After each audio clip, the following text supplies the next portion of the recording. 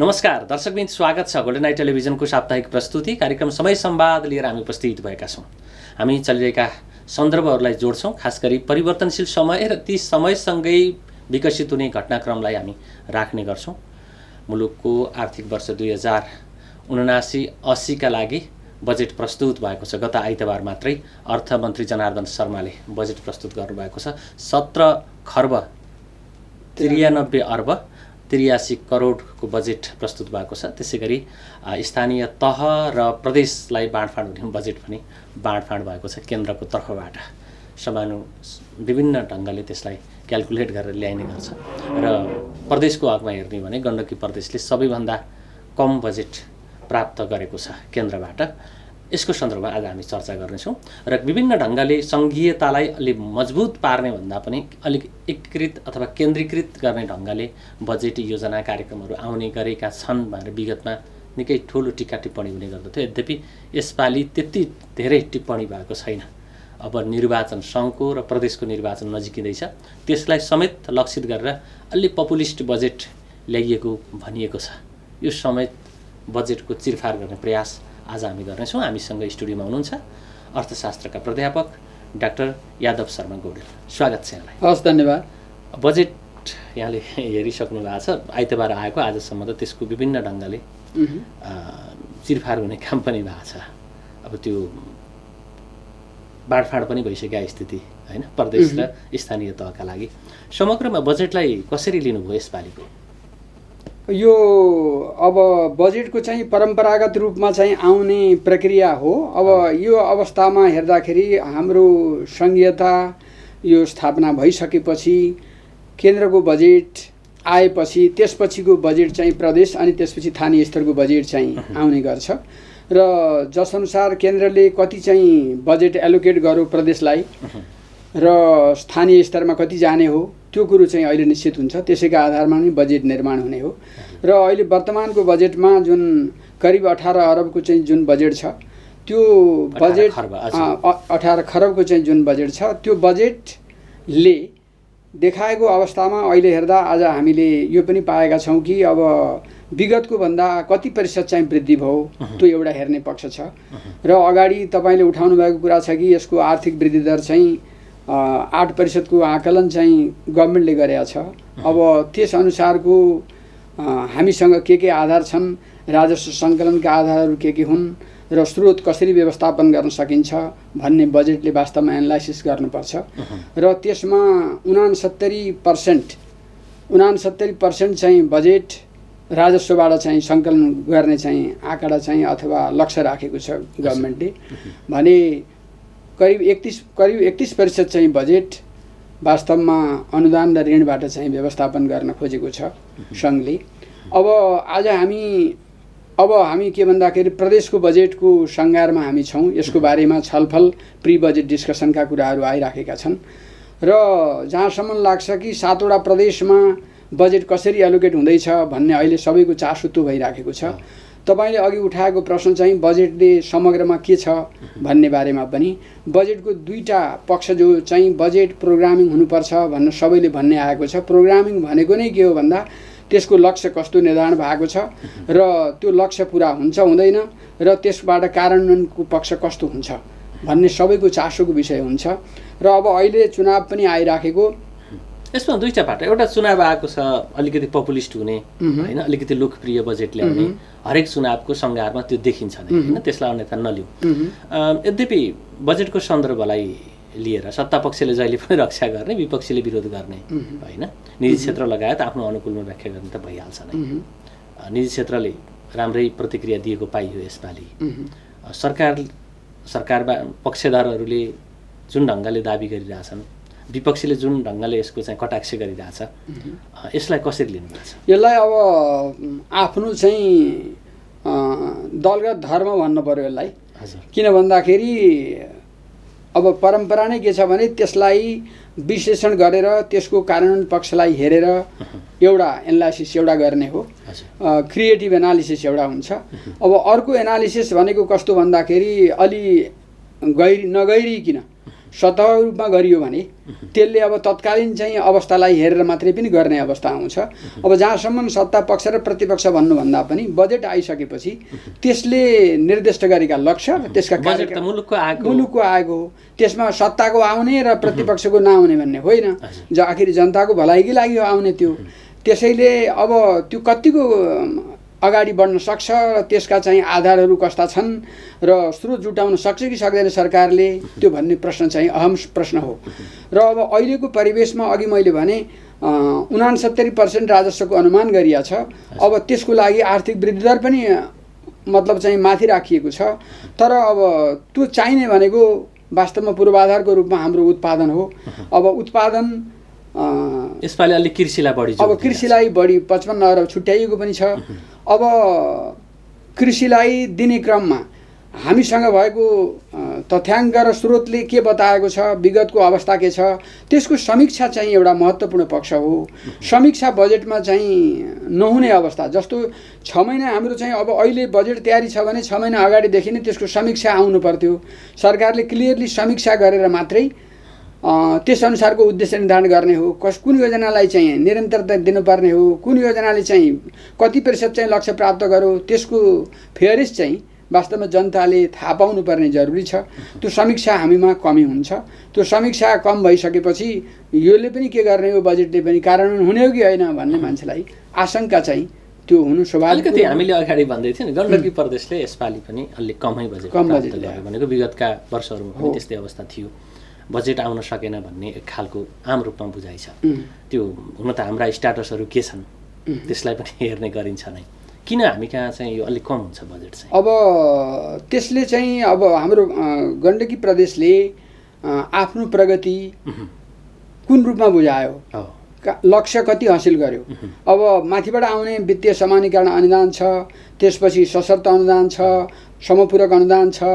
अब ती अनुदान मध्येको खर्च कस्तो भयो, हाम्रो क्यापिटल बजेट कति प्रतिशत खर्च भयो, हामीले जीडीपीमा कति कन्ट्रिब्युसन गर्न सक्यौँ, त्यसका आधारमा प्रदेशले पठाएको आधारमा योजना आयोगले त्यसलाई वास्तवमा एनालाइसिस गरेर पठाउनु पर्ने हो। तर त्यो पनि भएको हो कि होइन। अब के भन्दाखेरि जसको पहुँच पुग्यो उसले बढी बजेट लाने परिवेश हो भने त्यो स्वतः पहुँच नपुगेको भन्नु पर्यो। नत्र भनेदेखि यहाँको चाहिँ प्रगतिको विवरणका आधारमा हामीलाई बजेट कति आवश्यक छ, अब हामीले कति प्रतिशत चाहिँ हाम्रो चाहिँ कार्यक्रमहरू पुरा हुन सकेका छैनन्, त्यसमा बजेट पर्याप्त भयो भएन, अथवा विगतका चाहिँ आयोजनाहरूमा कति प्रतिशत चाहिँ कामहरू भए, त्यो मूल्याङ्कन चाहिँ गर्नुपर्ने हो। र केन्द्रीय बजेटले अब चाहिँ हाम्रो पोखरा विमानस्थलको विशेष गरेर त्यही फोकस गरेको छ। अरू चाहिँ अब अरू फोकस पनि गरेका छैन। त्यसैले अब एउटै मात्रै लक्ष्य चाहिँ त्यसलाई कसरी पुरा गर्ने भनिएको हो र त्यो पनि समयमा पुरा हुन सकेन। अब त्यो पनि मूल्याङ्कन गर्न जरुरी छ। तुलनात्मक रूपमा कमी छ। चालु आर्थिक वर्षको अवस्था हेऱ्यो भनेदेखि 13 अर्ब 2 करोड 97 लाख थियो हैन। अहिले चाहिँ 16 अर्ब 54 करोड 32 लाख, 3 अरब चाहिँ वृद्धि गरेको छ हैन।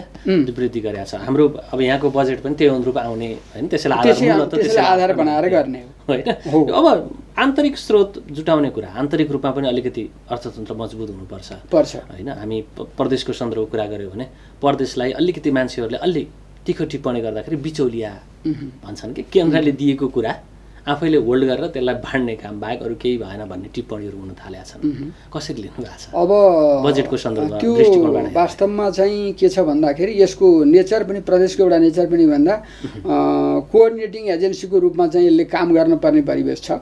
स्थानीय स्तरको चाहिँ र केन्द्रको चाहिँ बजेटलाई ल्याएर यसले म्यानेज गर्ने हो। अब यसले आन्तरिक स्रोत उठाउनु पर्ने यसको पनि प्रावधान छ। 72-72 लगायत केही सेक्टरहरू मात्रै यसले उठाउने छ, अरू चाहिँ केन्द्रले र स्थानीय स्तरले चाहिँ उठाउने छ। र अब अहिलेको परिवेश चाहिँ जुन देखिएको छ, यो एउटा यसको स्ट्रक्चरल एनालिसिस गर्ने हो भने प्रदेशको स्ट्रक्चरल एनालिसिसले पनि के बताउँछ भन्दाखेरि कोअर्डिनेसन गर्नुपर्छ भन्ने यसको स्ट्रक्चर नै त्यस्तो छ। त्यसैले त्यो आधारमा आफूले नीति निर्देशन, प्रदेशको चाहिँ नीति निर्देशन र सङ्घले दिएको बजेट र स्थानीय स्तरबाट उठाउनु पर्ने बजेटमा आधारित रहेर काम गर्नुपर्ने हुन्छ। कोअर्डिनेसन चाहिँ राम्रोसँग गर्ने र आफू अन्तर्गतका चाहिँ स्थानीय पालिकाहरू र सबैसँग गर्ने हो भने बजेटको अपर्याप्तता होला जस्तो लाग्दैन। बजेटै मात्रै ठुलो कुरो होइन।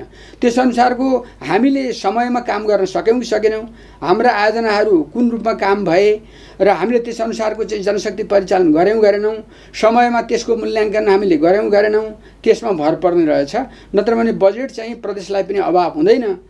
किन भन्दा कोअर्डिनेसनै गर्नु पर्यो। कोअर्डिनेसन नगर्ने हो भने स्थानीय स्तरले हामीलाई पाएको बजेट हामीले किन दिने भन्ने खालको भावना भयो र प्रदेश पनि आखिरी यही अङ्ग हो, यसैले चाहिँ परिचालन गरेका छ भन्ने हिसाबले चाहिँ काम भयो भने र कोअर्डिनेसनकै आधारमा चल्ने हो। अब रह्यो कुरा के भन्दा एउटै आयोजनामा चाहिँ डुप्लिकेसन नहोस्।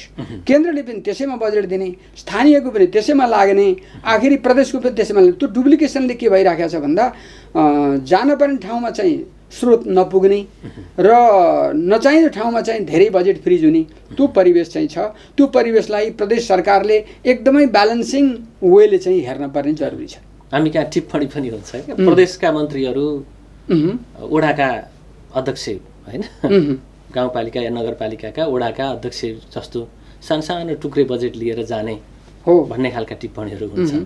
सङ्घले पनि त्यस्तै ढङ्गले ल्याइदियो भन्ने खालका टिप्पणीहरू हुन्छन्। र अब त्यसमा एउटा कुरा के थियो भने यो सांसद कोष भनेर त्यो चाहिँ एउटा जुन चाहिँ बजेट छुट्याउने परम्परा थियो त्यो अलिकति साइन्टिफिक भएन। त्यसले चाहिँ योजनागत रूपमा नभएको हुनाले अहिले सरकारले सायद चाहिँ के भनेको छ भने योजना आयोगले निर्देशन नगरेको मतलब योजना बाहेक अरूमा खर्च गर्न नपाइने भनेको छ। त्यो त्यही हो कि अनियमित नहोस्, त्यसको सही सदुपयोग चाहिँ होस्, स्रोतको व्यवस्थापन राम्रोसँग होस्, वित्तीय अनुशासन कायम होस्, जसले गर्दा भ्रष्टाचार र कमिसन चाहिँको वातावरण चाहिँ नबनोस् भन्ने चाहनाका लागि सरकारले चाहिँ त्यो अहिले एउटा त्यो प्रावधान ल्याएको छ। त्यो प्रावधान सही रूपमा कार्यान्वयन होस्, चाहना चाहिँ त्यो हो। विगतको जस्तो आरोप नलागोस् होइन। अब खर्च गर्ने क्षमता विकास गर्ने होइन, त्यसका लागि हाम्रा पूर्वाधारहरू के हुन् त नि, त्यो खर्च गर्ने पूर्वाधारहरू हाम्रो जनशक्तिको परिचालनको सन्दर्भ होला होइन। जहिले पनि हामी कहाँ चाहिँ उही असारे बजेट भन्ने गरिन्छ होइन। समस्या त फेरि जिउका तिउ छ, व्यवस्था परिवर्तन भए पनि कार्यशैली उस्तै छ भनिन्छ। अब यो क्लियर चाहिँ अब यसलाई विश्लेषण गर्दाखेरि हाम्रो अहिले के भन्दाखेरि साउनबाट बजेट हुन्थ्यो, असोजबाट मात्रै प्राप्त हुन्थ्यो भन्ने हिसाबले अहिले जेठबाटै बजेट आएछ। असारसम्ममा हाम्रो बजेट चाहिँ एलोकेसन भइसक्नुपर्छ र सम्बन्धित ठाउँमा पुग्नुपर्छ। साउनदेखिबाट करेक्टली चाहिँ काम हुनुपर्ने हो, बजेट कार्यान्वयनमा जानुपर्ने हो। तर भइराखेको के छ, विगतमा जस्तो अवस्था थियो अहिले पनि त्यही अवस्था, उही असारमै पुग्ने। अब त्यसको लागि के भनिन्छ भने एक दुई ठाउँमा त्यो कुराहरू गर्दाखेरि पनि सम्बन्धित निकायबाट पनि चाहिँ के भयो भन्दा समयमा निकासा नहुने र योजनाहरू चाहिँ समयमा नआउने भनिएको छ। अब स्थानीय स्तरबाट आउने आयोजनाहरू के हुन्, प्रदेशको के हो, केन्द्रको के हो, त्यो आयोजना अलरेडी निर्देशित विगतमा भएका आयोजनाहरू कति थिए, ती कति सञ्चालन, तिनलाई निरन्तरता जरुरी छ कि छैन। त्यसैले मैले अघि पनि भने समीक्षा चाहिँ हाम्रो 6 महिनामा बजेट भइसकेपछि 6 महिनादेखिको समीक्षा आउनु पर्यो। समीक्षा गर्ने कसले हो त भन्दा सम्बन्धित निकाय चुपचाप लागेर बस्ने, अनि 9 महिना भइसकेपछि तथ्याङ्कहरू के छ भन्दा आउने। तर यो के भन्दा च्यानल र हाम्रो तथ्याङ्कबाट अपडेट त समयमा हुनु पर्यो नि, कसले गर्ने हो। जस्तो प्रदेशको हो भने प्रदेशको योजना आयोगले प्रस्तुत गर्ने हो कि अब प्रदेशको सेन्ट्रल ब्याङ्कले गर्ने हो कि कसले गर्ने हो, त्यो तथ्याङ्कको चाहिँ मतलब चाहिँ ओपन। त्यो तथ्याङ्कमा हाम्रो प्रगति यति भयो है, हामी यो लक्ष्यको लेभलमा यति पुग्यौँ है, हाम्रो टार्गेट यो भयो है भन्ने चाहिँ आधार हामीले पाउने कहाँबाट। हामीसँग तथ्याङ्कको त्यो अभाव जहिले पनि भइराख्ने किन हो। अहिले हामीले 5 वर्षदेखिबाट अब आइसकेपछि स्थानीय स्रोतको सारा भइसकेपछि हामी अन्तर्गतका क्षेत्रहरू के हुन् भन्दा क्लियर भइसकेपछि त्यसअनुसारको तथ्याङ्क त हुन पर्यो नि। अब उत्पादन भयो, उत्पादनमा जमिन बाँझै छन् गाउँका।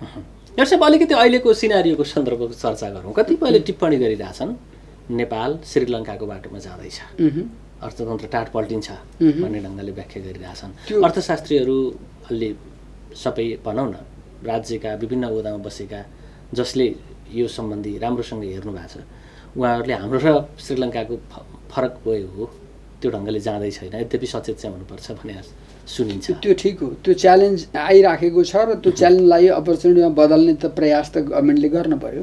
र अब हाम्रो निर्यात बढाउने क्षेत्र के हो, कसरी निर्यात गर्न सकिन्छ, जसअनुसार चाहिँ विदेशी मुद्रा सञ्चित कसरी बढाउन सकिन्छ, त्यो बारेमा त सरकारले सोच्नु पर्यो। हामीसँगका वे बजेटले त्यतापट्टि केही एउटा रेमिट्यान्सको कुरा। अब अहिले बजेटले गर्ने खोजेको चाहिँ यस बारेमा चाहिँ एउटा के मात्र भने निर्यातलाई केही रोक मतलब चाहिँ निर्यात बढाउन सक्नेमा केही सुविधाहरू दिने भनेर गभर्मेन्टले भनिराखेको छ र आयातलाई रोक लगाउनेमा जसको चाहिँ विलासिका सामानदेखि लेखेर अरू चाहिँ जरुरी यहाँ छैन त्यसलाई कम गर्नुपर्छ भनिएको छ।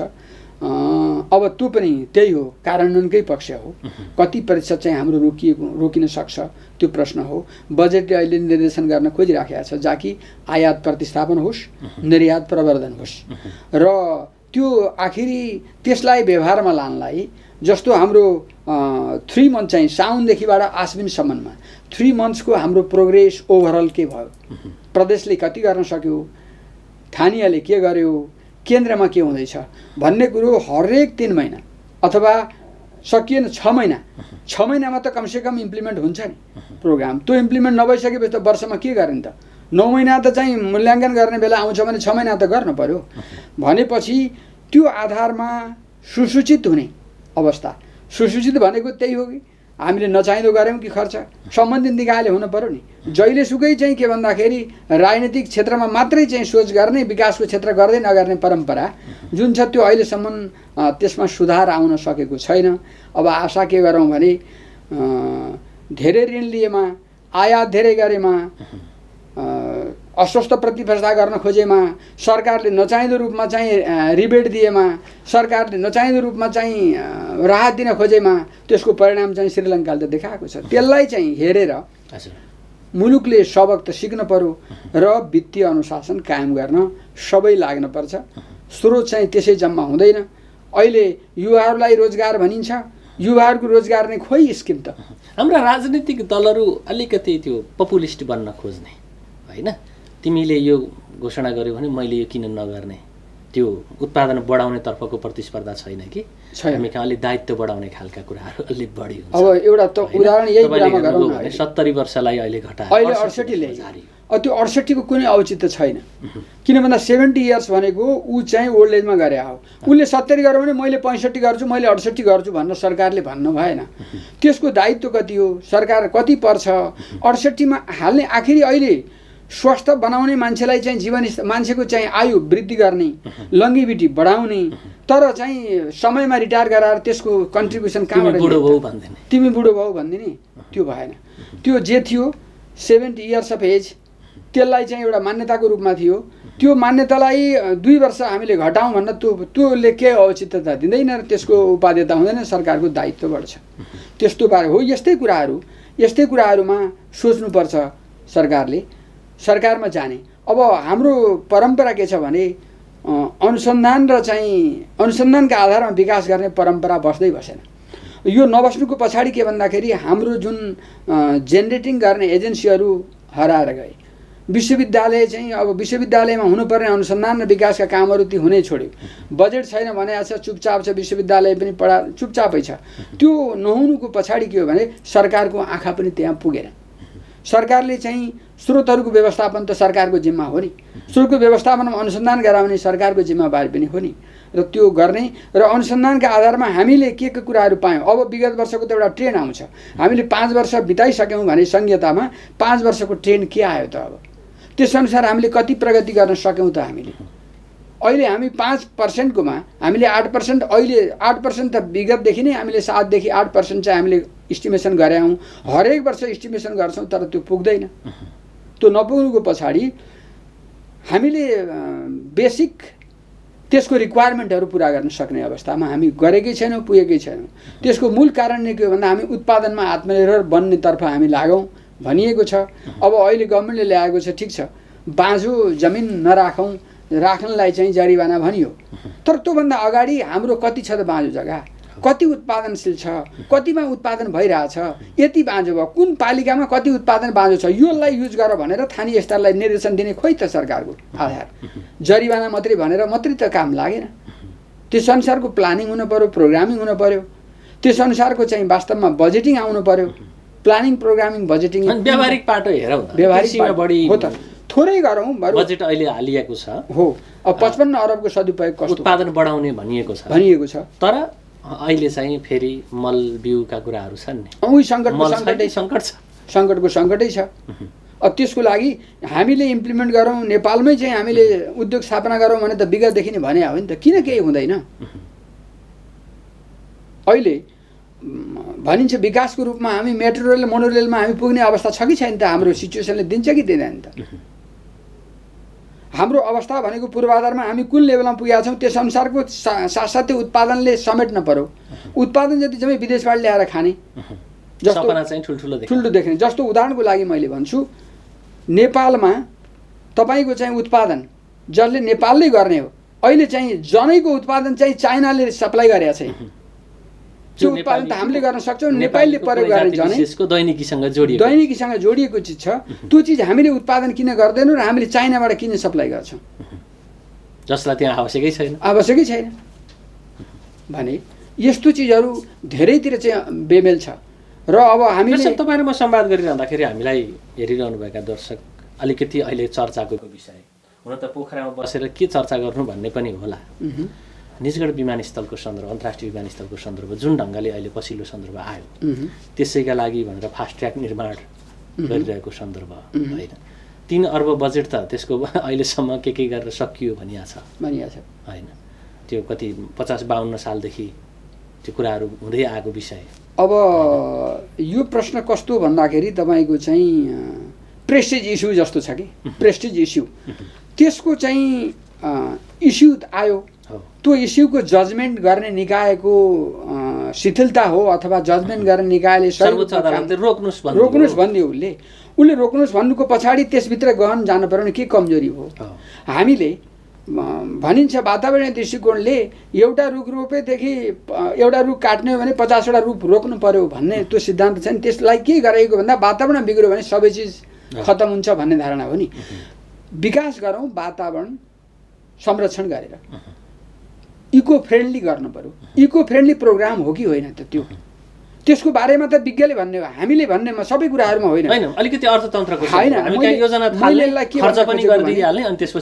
मैले यसलाई किन यसरी भन्न खोजेको भने विज्ञले भन्ने हो भन्ने कारण किन भनेको भने मन्त्री भाषा सबै कुरो मन्त्रीले भन्ने हाम्रो परम्परा त्यो छ नि त। मन्त्रीले बोलाउनु पर्यो सबै जाने हो बोल्न नजाने पनि जाने हो। त्यो परम्परा चाहिँ हाम्रोमा कहिले हट्ने। तपाईँको कुनै प्रोग्राम जानुहोस् यो प्रोग्राममा अहिले म सार्वजनिक वेबाट भन्छु समयको कति सदुपयोग हुन्छ। एउटा नेतालाई कुरेको छ समय गएको छ घन्टौँ गएको छ अनि माला लागेको छ खादा लागेको छ त्यो प्रोग्राम सुरु नै हुँदैन गर्नेवालाले पनि त्यही गरिरहेको छ रिसोर्स वेस्टेज भएको छ। त्यो सबै अर्थमा हेर्नुहोस् अवस्था के छ त्यो कहिले सुधार हुने। हामी जे कामका लागि गएको त्यो काम किन सुरु नगर्ने खोइ त त्यो चेन्ज आएको खोइ अनि मान्छेले भन्दैन सर्वसाधारणले हेर्ने त्यो हो नि। सर्वसाधारणले के चाहेको छ केही चाहेको छैन सुविधा देऊ स्रोतको व्यवस्थापन गर बस्ने निकायले भान्सेलाई त कराउने त चाहिँ वास्तवमा परिवारले हो तर मिलाउने त भान्सेको काम हो। यसो अब अलिकति थोरै माननीय मन्त्रीज्यू र राष्ट्र ब्याङ्कको गभर्नर बिचको अलिकति टकराव जस्तो देखिने गरी आइरहेका विषयवस्तुहरू छन् नि। अघिल्ला वर्षहरूमा अलि ढिलो बजेटको समीक्षा अथवा भनौँ मौद्रिक नीति आउने बजेटलाई सफल पार्नका लागि त्यो नीति आउने हो होइन। यसपालि अलि छिटो यो नीति ल्याउने तयारी राष्ट्र ब्याङ्कले गर्दैछ भन्ने छनक पाइएको छ जो छिटो आउनु राम्रो हो ठिक छ होइन। अब त्यसको कसरी समीक्षा गरौँ अलिकति उहाँहरूको टकरावको होइन त्यो टकराव त्यता स्थिति त्यहाँ देखिन्छ कि। तपाईको प्रत्येक शुभ कार्यको साथी एसआरकेसी बैंक्युट कुनै शुभ कार्य जस्तै शुभ विवाह जन्मोत्सव अन्नप्राशन व्रतबन्ध पिकनिक आउटडोर इन्डोर तथा अन्य क्याटरिङको लागि हामीलाई सम्झनुहोस्। हामी तपाईको प्रत्येक शुभ कार्यमा तपाईको साथमा रहनेछौँ। हाम्रो प्रत्येक साथ स्तरीय र तपाईले चाहेको स्वादका परिकार सहित हुनेछ। तपाई मात्र हामीलाई सम्झनुहोस्। तपाईको फोनको आधारमा हामी तपाईले भनेको ठाउँमा र चाहेको समयमा सेवाको साथ उपस्थित हुनेछौँ। सम्पर्क SRKC बैंक्युट माटेपानी 12 नम्बर वडा अगाडि। Phone number 061 540 740, mobile number 98 560 22 604, 98 560 22 605। Proprietor Rajaram KC, Jayaram KC. आफ्नै प्याटी प्यालेस होस् वा अन्य कुनै ठाउँ, तपाईँ सम्झनुहोस् मात्र सेवाको साथ हाजिर हुनेछौँ। SRKC बैंक्युट हो हाम्रो नाउँ। के तपाईँ दाँत उपचारको खोजीमा हुनुहुन्छ?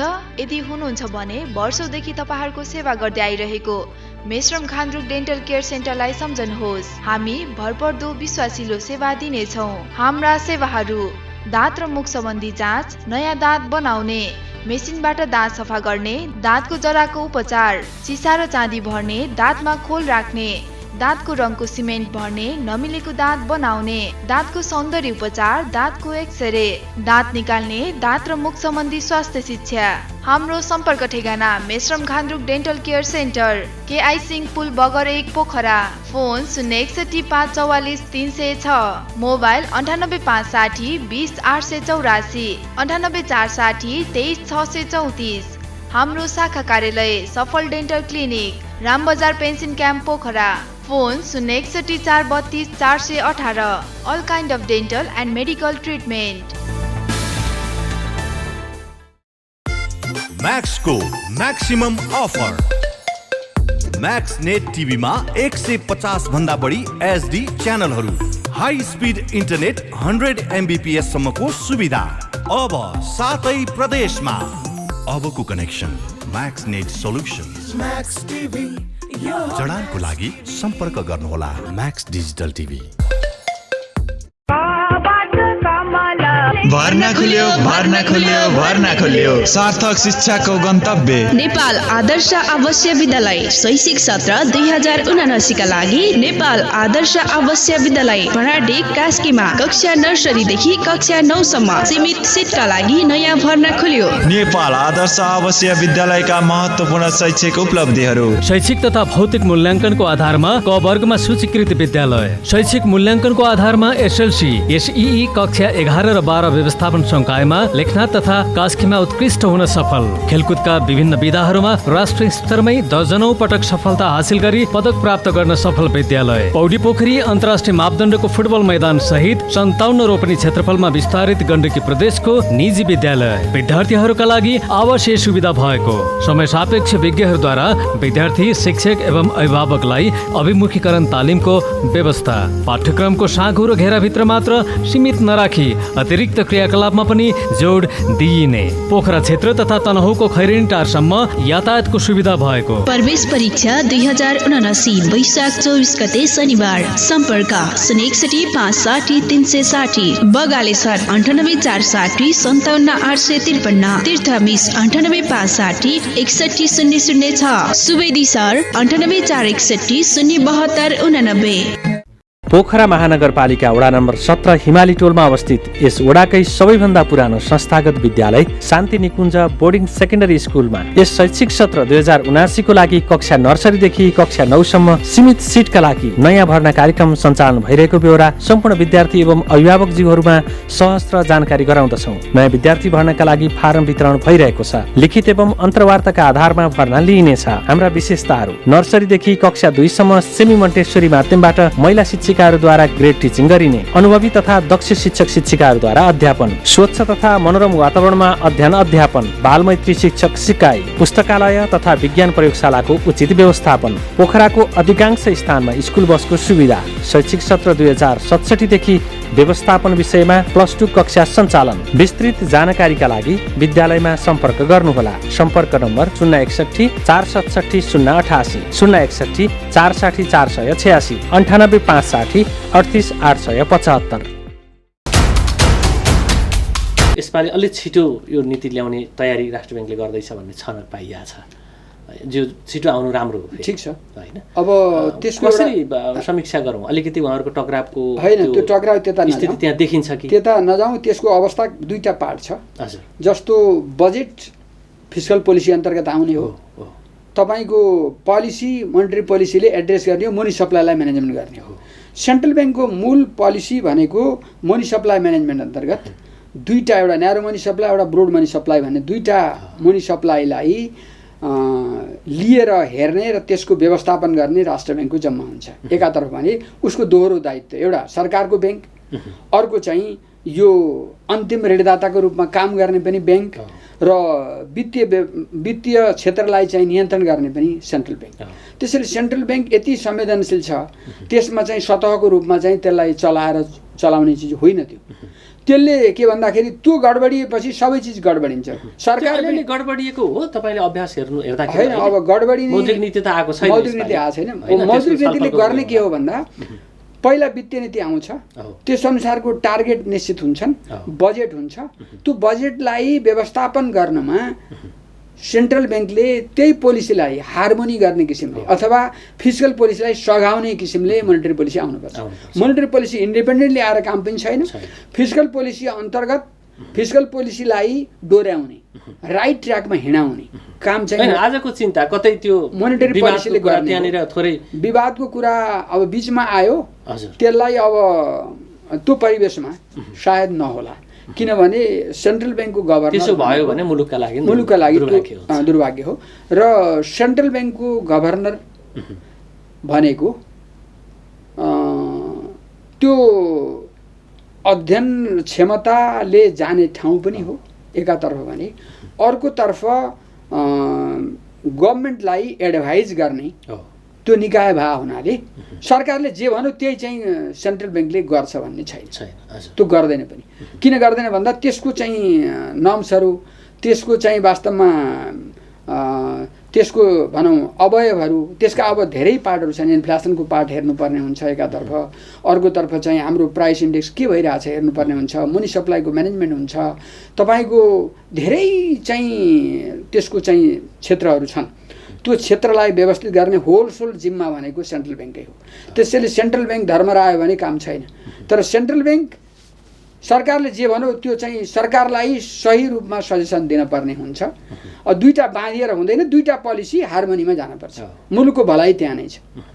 यो सब अब हाम्रो काबुभन्दा बाहिरका परिस्थितिहरू बढी हुन सक्छन्, जस्तो रुस युक्रेनको युद्ध त्यो हाम्रो काबुभन्दा बाहिरको विषय छ होइन। यस्ता अरूहरू जस्तो कोभिड-19 को सङ्क्रमण हाम्रो काबुभन्दा बाहिर होइन। बाहेक कुराहरू सरकारले म्यानेज गर्ने कुराहरू हो, हाम्रो नीतिले एडजस्ट गर्ने कुराहरू, व्यवहारमा लैजाने कुराहरू होइन। अन्तर्राष्ट्रिय रूपमा भइरहेको मूल्य वृद्धिलाई हामीले यहाँको नीतिले खासै हामीले त्यसलाई चाहिँ गर्न सक्दैनौँ।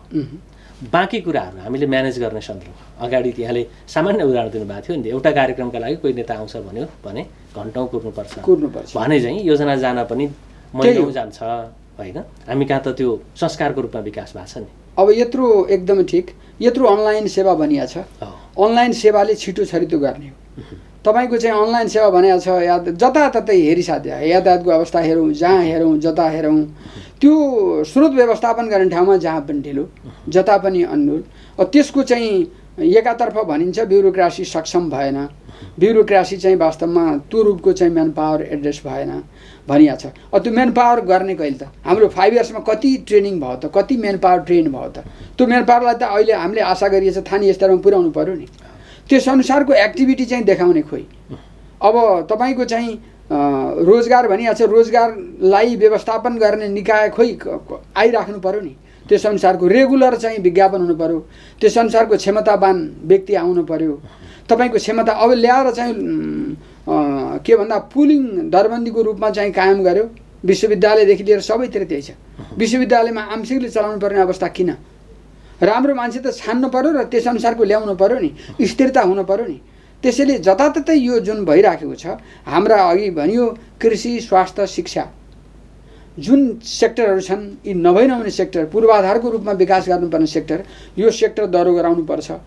कृषि नभए खान पाइएन, स्वास्थ्य नभए बाँच्न पाइएन, तपाईँको पूर्वाधार नभए जलस्रोतदेखि लिएर एनर्जी नभए चल्न पाइएन, बल्न पाइएन। यी तीनटा चिजलाई त गभर्मेन्टले जहिलेसुकै प्रायोरिटी दिनुपर्ने हुन्छ र त्यसको विकासको हदमा हामी कुन लेभलमा गयौँ, कति गर्न सकेनौँ, त्यसको निरन्तर अलि सोच्नुपर्ने हुन्छ।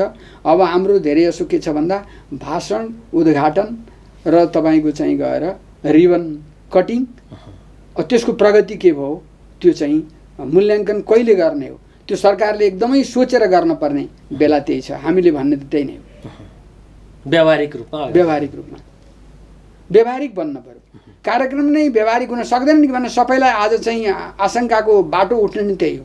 किन विगतमा पनि पुरा हुन सकेका छैन, अहिले पनि भएको छैन। तपाईँको कति % चाहिँ पुरा भयो त काम?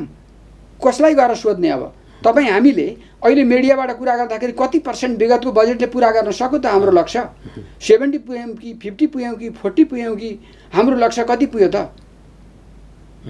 त्यो लक्ष्य हामीले सोध्ने कोबाट? तपाईँहरूले मिडियाबाट चाहिँ कोसँग सोध्नुहुन्छ? जवाब त तपाईँहरूले पाउनु पर्यो नि। अहिलेको गर्नलाई विगतको समीक्षा जरुरी छ। विगतको त्यो विभिन्न ढङ्गले आइरहेको विषय छ, तर त्यसलाई फेरि चेत्ने भन्छ नि हामी अलि भनेर पाठ सिक्ने पो नभए हो होइन। गफमा त हुन्छ नि त, फेरि सबै कुराहरू हुन्छ होइन। अलिकति अब प्रदेश सरकारहरूले पनि बजेट ल्याउने क्रममा छन् होइन। हामीले अगाडि चर्चा गऱ्यौँ, गण्डकी प्रदेशले कम पायो। किन पायो भन्दाखेरि यहाँले कारण बताइसक्नु भएको छ होइन। अलिकति हाम्रो पहुँच राज्य सत्तामा त्यो डाडु पनि लिने ठाउँमा नहुँदाखेरि समस्या आए भन्ने गुनासो यहाँ चाहिँ धेरै हुने गर्छ। त्यो हुने स्वाभाविक किन हो भन्दा त्यसको अरू मेकानिजमै छैन। हजुर, त्यो मेकानिजम सहज मेकानिजम हुन्थ्यो भने, केन्द्रले यहाँको डेभलपमेन्टलाई चाहिँ हेर्थ्यो भने, त्यसअनुसारको समयमा समीक्षा हुन्थ्यो भने त्यसअनुसारको बजेटिङ आउँथ्यो, कसैले भन्ने प्रश्न थिएन। त्यो ट्रान्सप्यारेन्ट हुन्थ्यो। जब ट्रान्सप्यारेन्ट छैन, जसअनुसारको प्रोग्राम छैन, अनि के चाहियो त भन्दा पहुँच चाहियो। त्यो एक्सेस हाम्रो भएन। नेतासँग चाहिँ पुग्नु पर्यो, नेताको आँखा यता भिजन हुनु पर्यो, नेता यता फर्किदिनु पर्यो। नेता पूर्व मात्रै फर्केर भएन, सुदूरपश्चिम मात्रै फर्केर भएन, नेता चाहिँ मध्यपश्चिम पश्चिममा पनि फर्कनु पर्यो भन्ने खालको त्यो सोच आएको। त्यसको तपाईँले उठाउनु भयो, त्यो भन्नु स्वाभाविक कुरा हो। हाम्रो पहुँच पुगेन किन भन्दा अरू मेकानिजम डेभलप भएको छैन। यथार्थ पनि त्यही हो। यथार्थ पनि हो। किन हो भन्दा अरू मेकानिजम नभएपछि हाम्रो पहुँच पुगेन भन्नै पर्यो। अरू मेकानिजम भएको त सिस्टमले चल्यो भए त प्रब्लमै थिएन। सिस्टम हुन्थ्यो, ट्रान्सप्यारेन्ट हुन्थ्यो। यो कारणले आएन तिमीहरूको बजेट भन्न पाइन्थ्यो नि। सिस्टम छैन, के भइराखेको छ? ट्रान्सप्यारेन्ट छैन। नभइसकेपछि पहुँच पुगेन भन्नु स्वाभाविक कुरा। किन भन्दा खल्तीबाट योजना निकाल्ने नेता भएनन्, पहुँच राख्नेहरू भन्नु पर्यो। तर अब समग्रमा चाहिँ त्यो परम्परा नै ठिक होइन। त्यो परम्परा तोडिनुपर्छ। अहिले ठिक छ, बजेट आएन, हामीले यो काम गऱ्यौँ, हामीले किन बजेट पाएनौँ भनेर भन्न सक्नु पर्यो। अब प्रदेश सरकारले हामीले यति काम गर्दा पनि हामीले किन बजेट पाएनौँ, यति काम पुरा भएको छैन, उहाँ किन बजेट आयो भन्न त सक्नु पर्यो नि उहाँहरूले। किन भन्दा आफूसँग केही छ भनिसकेपछि त भन्न त कसलाई के पिर हुन्छ र? हुँदैन। त्यो त राख्नु पर्यो। यो कारण हामीले यति काम गऱ्यौँ, हाम्रो प्रगति यो रूपमा भयो, तर हामीले किन बजेट पाएनौँ भन्न सक्नु पर्यो नि। राजस्व सङ्कलनको सन्दर्भ यहाँले 71% होइन, 71% अहिले सङ्घले राखेको छ। अब प्रदेशले कति राख्ने त्यो अनुरूप उसले पनि मिलान गर्ला होइन। त्यो लक्ष्य प्राप्ति गर्ने आधारहरूलाई पनि यसो हेरौँ न। अब त्यो आधारहरूमा अब अप्ठ्यारो यही छ। हाम्रा 3टा sector, agriculture sector, industrial sector, service sector, यी 3टा सेक्टरमध्ये सर्भिस सेक्टरको कन्ट्रिब्युसन चाहिँ अहिले हाई छ। अब एग्रिकल्चर सेक्टरबाट ठुलो राजस्वको आशा किन गरिँदैन भन्दा त्यो वास्तवमा जीवन आधार हो, त्यसलाई चाहिँ दरो गराउने हो। अब हाम्रो आधार भनेको इन्डस्ट्रियल सर्भिस सेक्टर हो। अब आउने स्रोत यही हो र रेमिट्यान्स हो। अब रेमिट्यान्स चाहिँ खुम्चिन जाने अवस्था छ होइन, खुम्चिँदो छ भनेपछि हाम्रो स्रोत व्यवस्थापन गर्ने आधार भनेको तपाईँको सर्भिस सेक्टर, इन्डस्ट्रियल सेक्टर हो। अब यसमा चाहिँ इन्डस्ट्रियल सेक्टरको प्रोडक्सनले राम्रोसँग थेग्ने, इनपुट गर्ने हो भने राम्रो हुन्थ्यो। अब जलस्रोत थियो, जलस्रोत व्यवसायमा चाहिँ हामीले कति मेगावाट थप्यौँ विगतमा गभर्मेन्टले भनिराखेको छ। अब त्यसअनुसार आयातको हाम्रो स्थिति अहिले छ, त्यसलाई कति कटाउन सकिन्छ र सरप्लस गरेको चाहिँ हाम्रो कति निर्यात गर्न सक्छौँ, त्यो लेखाजोखा अब विद्युत प्राधिकरणले गरिराखेको छ। त्यसअनुसार गभर्मेन्टले चाहिँ हेरिराखेको छ। अब त्यसअनुसारको हाम्रा आउने स्रोत भनेका केही सीमित छन्।